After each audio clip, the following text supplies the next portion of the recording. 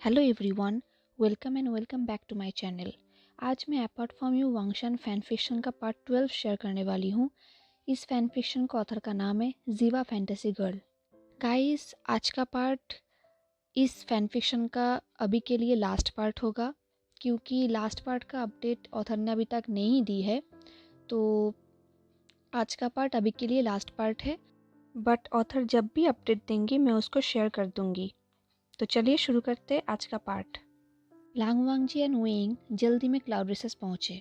Uncle के लिए वो लोग कितना वरीड थे ये उनके फेस से ही पता चल रहा था। लंजा वेइंग को लेकर क्लान लीडर के चेंबर में एंटर होने ही वाले थे कि एक डिसिपल सामने आए। उसने वेइंग को कहा, क्लान लीडर अभी बीमार है, तुम्हें अंदर नहीं जाना चाहिए। ये बोल के वो वेइंग को स्टॉप करने ही वाला था कि लंजा के कोल्ड ग्लेयर से वो खुद स्टॉप हो गया। लंजा अंकल के पास गए। अंकल को ऐसे बीमार देखना सबके लिए बहुत ही डिफ़िकल्ट था। फाइनली लांजा के मुंह से कोई शब्द निकला। उसने कहा, अंकल मुझे माफ़ कर दीजिए, मैंने आपको डिसअपॉइंट किया। वो रोने लगा। सब लोगों ने हमेशा लांजा के कोल्ड फेस को ही देखा था, कभी उसको रोते हुए नहीं देखा। ये फर्स्ट टाइम है जब सब लोग लांजा को रोते हुए देख रहा था, क्योंकि लांजा को फीलिंग एक्सप्रेस करना नहीं आता। इनफैक्ट लांजा के जब दोनों पेरेंट्स ही चले गए थे तब भी लांजा ने नहीं रोया था। वेइंग ने उसको इमोशन दिया। वेइंग ने उसको सिखाया कि कैसे इमोशन को एक्सप्रेस करते हैं। जेवोजुन ने लंजा के कंधों पे हाथ रखा उसको कंफर्ट करने के लिए, और तभी लंजा ने फील किया कोई वार्म हैंड उसको टच कर रहा है। वो अंकल के हैंड थे। लंजा ने दोनों हाथों से उनका हाथ पकड़ लिया और वो कहने लगा, अंकल मुझे माफ़ कर दीजिए, मैं बहुत डर गया था। मुझे लगा था कि मैं फिर से किसी को खो दूंगा। मुझे लगा था कि मैं फिर से अपने जीने की एक और वजह को खो दूंगा। लंजा को ऐसे देख के अंकल के दिल जैसे पिघल गया था। वो हमेशा लंजा का कोल्ड नेचर को लेके बहुत ही वरीड रहते थे, क्योंकि लंजा कभी भी खुल के बात नहीं करता था। वो हमेशा सभी बात अपने दिल पे ही रखता था। बट ये लंजा बहुत ही बदल गया है। इस लंजा को पता है कैसे फीलिंग को एक्सप्रेस किया जाता है। ये देख के अंकल बहुत ही रिलीफ फील किए। उन्होंने लंजा का हाथ को पकड़ा और कहा, वांगजिया रो मत। अंकल के वर्ड्स में बहुत प्यार, पेन और केयर थे। ये सुन के लंजा तो और भी रोने लगा। उसने कहा, आपको क्या हो गया है अंकल? आप ऐसे वीक कैसे बन गए? मैं कोई भी पनिशमेंट लेने के लिए तैयार हूँ, बट प्लीज़ अब मेरे पहले जैसे स्ट्रॉन्ग अंकल बन जाइए। मैं आपको ऐसे नहीं देख सकता। अंकल ने अपने हैंड मूव की वांगजी को काम डाउन करने के लिए। उन्होंने देखा वेइंग एक कॉर्नर पे खड़ा है और वेइंग ने अंकल को एक वरीड फेस लेके बो किया। अंकल ने वेइंग को कहा, इधर आओ। लंजा, जेवुजुन और बाकी सारे मेंबर्स तो ये सुन के चौंक ही गए थे। वेइंग भी चौंक गया था। वो अंकल की तरफ ही देखा जा रहा था। किसी का हिम्मत नहीं हो रहा था एक भी सिंगल वर्ड कहे। वेइंग धीरे धीरे आगे बढ़ने लगा। तभी अंकल ने कहा, जल्दी आओ, अब तुम पहले की तरह वीक नहीं हो, इसलिए मेरा टाइम वेस्ट करना बंद करो। लंजा और वेइंग को रिसेंटली पता चला था कि वेइंग रिकवर कर चुका है, बट अंकल को कैसे पता चल गया? वहाँ पे जितने भी लोग खड़े थे उनको समझ नहीं आ रहा था कि हो क्या रहा है। वेइंग अंकल के पास गया और उनके बेड के पास घुटनों पे बैठ गया। वेइंग को समझ नहीं आ रहा था कि वो क्या कहे, बट उसे पता था कि वो अंकल से हार्श वर्ड्स सुनने वाला है, इसलिए वो अपने आप को प्रिपेयर करने वाला था, क्योंकि उसे पता है अंकल उसे कभी एक्सेप्ट नहीं करेंगे। अंकल ने अपने हाथ आगे बढ़ाया वेइंग को होल्ड करने के लिए। सब लोगों को लग रहा था ये तो इम्पॉसिबल है, शायद ये ड्रीम है जो सच में हो रहा है। अंकल, एक रूड ओल्ड मैन, वो क्यों वेइंग का हाथ पकड़ना चाहेंगे? बट वेइंग ने जेंटली एंड रिस्पेक्टफुल्ली अंकल का हाथ पकड़ा। अंकल ने लंजा का हाथ वेइंग के हाथों पर रखा और धीरे धीरे बोले, आज से तुम उसका ख्याल रखना। उन्होंने अपनी आंखें बंद कर ली और उनके आंखों से पानी निकल रहा था। ये बात उन्होंने इतने धीरे से बोला था कि किसी को सुनाई नहीं दिया। सब लोगों ने चिल्लाकर कहा, अंकल, क्लैन लीडर। सब लोग वहाँ पर ही रोने लगे। अंकल ऐसे अचानक से अनकॉन्शियस होके सबको तो डरा ही दिया था। बट बेहोश होने से पहले उन्होंने लांजा का हाथ वुइंग के हाथों पर क्यों रखा? दो रैंडम डिसिपल्स अपने में ही बात करने लगे। वो लोग बोलने लगे। डिसिपल ने कहा, मुझे लगता है क्लैंडिरा सच में बहुत ही बीमार है। दूसरे डिसिपल ने कहा, एग्जैक्टली, वरना वो वुइंग को वहाँ पर ही काट देते। बट उन्होंने तो। एक और डिसिपल बोलने लगा, तुम लोग ये सब क्या बोले जा रहे हो? तुम्हें क्या लगता है हैंगआंग के रहते हुए कोई वुईविशांग को छू भी पाएगा? सिजुई ने ये सारी बातें सुन ली थी। उसने कहा, ओनली क्लैन लीडर ही अपने एक्शंस की एक्सप्लेनेशन दे सकते हैं। हम लोगों के लिए यही बेहतर होगा कि हम लोग ऐसे यूजलेस प्रेडिक्शंस में अपने टाइम बर्बाद ना करें। सिजुई को वहाँ पर देख के वो डिसिपल सरप्राइज्ड हो गए। सबको पता था कि सिजुई में ही ऐसा हिम्मत है पूरे गुसू में जो हैंगवांगजुन से फियरलेसली बात कर सके। यूजुअली हैंगवांगजुन बहुत ही कोल्ड नेचर के हैं, पर सिजुई के लिए वो बहुत ही वार्म हार्टेड है। सिजुई लांगवांग जी का साइलेंस भी पढ़ सकता है। 16 सालों में सिजुई हमेशा हैंगवांगजुन को कंपनी देता था, चाहे वो जिंगशी हो या फिर मेडिटेशन। जब वो छोटा था तब वो खेलते खेलते टायर्ड होकर हैंगवांगजुन के पास ही सो जाता था। अब दूसरी तरफ वुइंग को समझ नहीं आ रहा था कि व्हाट एग्जैक्टली हैपनिंग, एक्चुअली हो क्या रहा है। उसको अंकल के एक्शंस की कुछ समझ नहीं आ रहा था कि उन्होंने क्यों अपने वांग जी के हाथ उसके हाथों पे रखा। इसका तो कोई चांस ही नहीं है अंकल उन लोगों का रिलेशनशिप एक्सेप्ट कर ले, क्योंकि अंकल को बहुत ही अच्छी तरह से पता है कि विंग के पास ज़्यादा टाइम नहीं है। तो फिर उन्होंने क्यों वांग जी का हाथ उसके हाथों पे रखा, और उन्होंने ये कैसे बोल दिया कि आज से विंग उसका ख्याल रखेगा। तभी गुसू का एक डिसिपल शू से विंग के पास आया और उस पर चिल्लाने लगा, ये अच्छा था कि हमें लग रहा था कि तुम मर चुके हो। एटलीस्ट हम तुम्हें जितना चाहे कर्ज कर सकते थे, बट अब तुम हैंगवांगजुन के प्रोटेक्शन के अंदर हो, तो तुम्हें क्या लगता है तुम सारे एविल काम फ्रीडमली कर सकते हो? जब भी गुजू का कोई डिसिपल विंग को कर्ज करता है, विंग हमेशा उसको इग्नोर करता है, बट सुशे का बात विंग इग्नोर नहीं कर सकता था।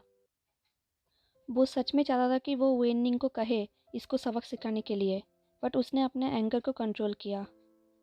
बट उसे ये देख के बहुत ही अजीब लगा कि गुसू के कोई पर्सन उसके लिए इतना हेट्रेट रख सकता है अपने मन में, क्योंकि नॉर्मली गुसू के लोग तो बहुत ही काम और पीसफुली होते हैं।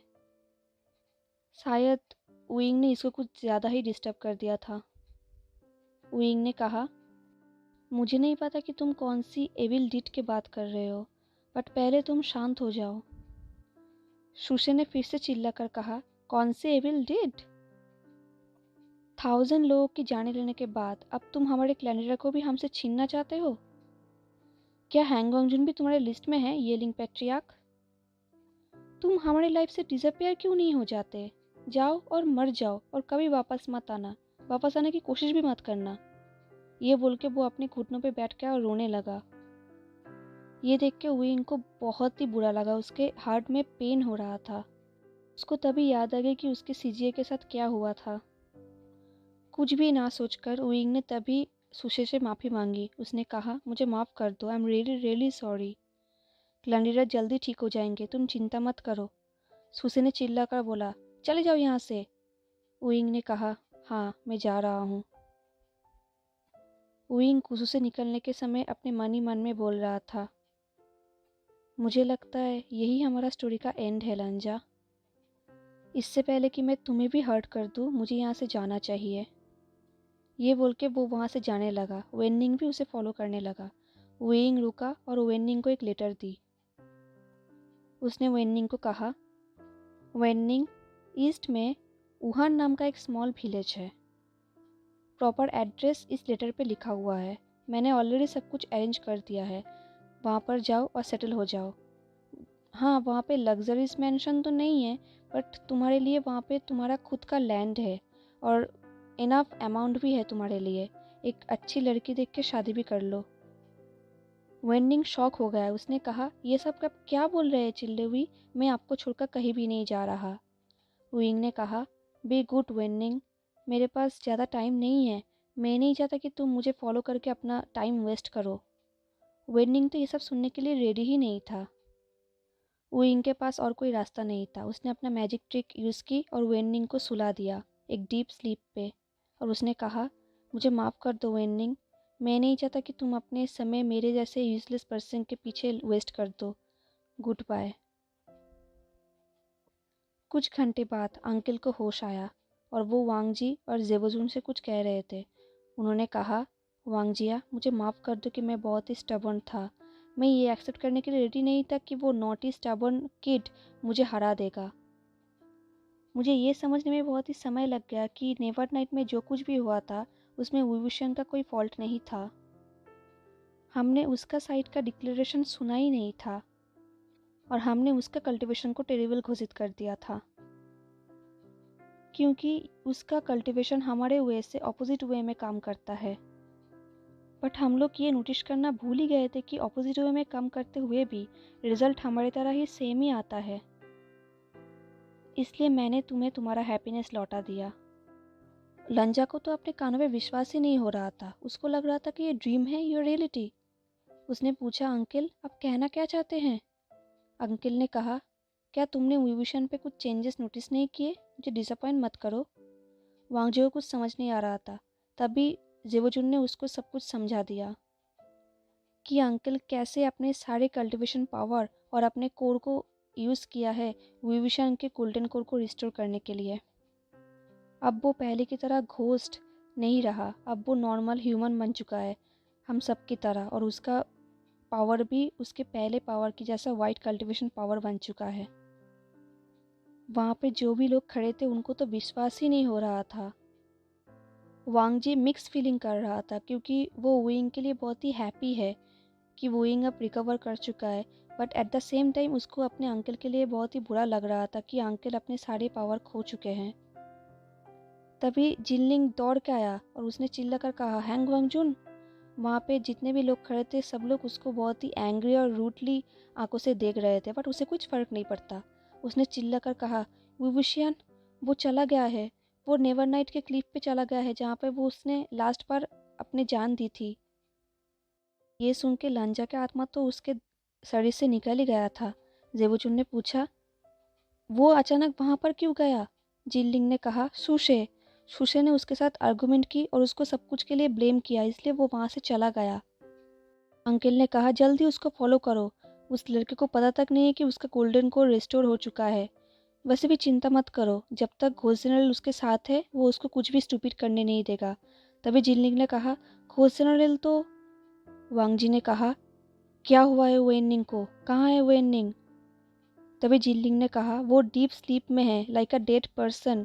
मैंने उसको उठाने की बहुत कोशिश की बट वो मूव तक नहीं कर रहा।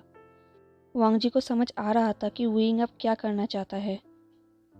वुइंग अपने आप को ख़त्म करना चाहता था कि किसी और की ज़िंदगी में कोई प्रॉब्लम ना हो।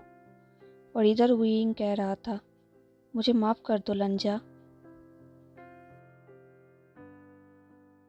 Hey guys, hello. तो ये फैन फिक्शन अभी तक इतना ही अपडेटेड है। अभी मुझे नहीं पता कि लास्ट में क्या होगा। आपको क्या लगता है, क्या वुइंग फिर से अपनी जान दे देगा या लंजा उसको बचा लेगा? मुझे तो नहीं लगता कि इसका सैड एंडिंग होगा। मुझे पता नहीं इसका एंडिंग क्या होगा। मैं भी बहुत ही एक्साइटेड हूँ जानने के लिए। आई प्रॉमिस जब भी ऑथर इसको अपडेट करेंगे मैं तभी इसको शेयर कर दूँगी, बट तब तक के लिए हम सबको वेट करना पड़ेगा गाइस। बट अब लोग चिंता मत करो, मैं कल से एक नया फ़ैन फिक्शन शुरू करने वाली हूँ। उसका स्टोरी मैं शॉर्ट में बता देती हूँ। यहाँ पर दिखाया जाए है कि लंजा और वुइंग का 16 साल बाद दोनों का मीट हुआ है। वो लोग हैप्पीली रह रहे हैं एंड फाइनली लंजा किसी काम से बाहर जाता है और बहुत दिनों तक लौट के नहीं आता। तो वुइंग उसको ढूंढने के लिए जाता है। उसको पता चलता है कि लंजा सब कुछ भूल चुका है। तो फिर से लंजा को वुइंग से प्यार हो जाएगा। उसको याद नहीं रहेगा बट फिर से प्यार हो जाएगा। एंड देन लास्ट में लंजा को सब कुछ याद भी आ जाएगा। वुइंग ही उसको सब कुछ याद दिलाने में हेल्प करेगा। और इसका हैप्पी एंडिंग है गाइस। और ये फ़ैन फिक्शन पूरा कंप्लीटेड है। तो ये मैं कल से शेयर करना स्टार्ट करूँगी। मुझे ऑथर का परमिशन भी मिल चुका है। तो आप लोग बिल्कुल चिंता मत करो, मैं कल से इसका स्टार्ट कर दूँगी। तो गाइस आई होप आपको आज का पार्ट भी बहुत अच्छा लगा होगा। अगर अच्छा लगा हो तो लाइक कमेंट शेयर ज़रूर कीजिएगा और सब्सक्राइब कीजिएगा मेरे चैनल को। मिलते नेक्स्ट फ़ैन फिक्शन पे, तब तक के लिए tata, take care, stay safe, bye.